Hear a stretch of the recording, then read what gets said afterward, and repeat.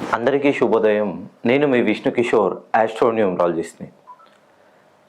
ఎవరైతే మిథున రాశిలో జన్మించారో, మిథున రాశిలో మెయిన్గా మృగశిర, ఆరుద్ర, పునర్వసు నక్షత్రాల్లో జన్మించిన వాళ్ళకి ఈ డిసెంబర్ 30 తర్వాత, డిసెంబర్ 30 అనగా ముక్కోటి ఏకాదశి తర్వాత వీళ్ళ జీవితంలో అనుకున్న గమ్యస్థానానికి చేరబోతున్నారు.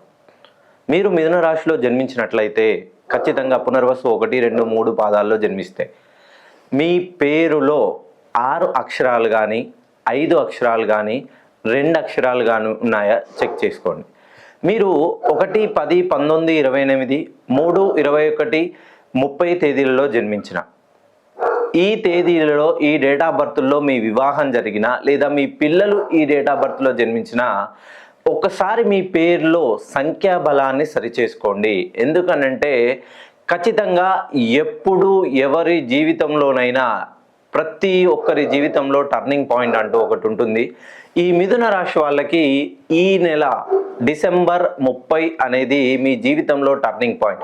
ఇంకా 2026లో మీ జీవితం అనేది చేంజ్ కాకపోతే ఇంకా ఎప్పట్లాగానే మీ జీవితం ఉండబోతుంది.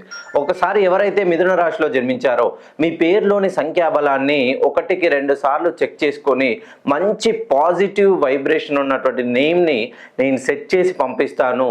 మీరు అనుకున్నటువంటి గమ్యస్థానానికి ఖచ్చితంగా చేరుతారు.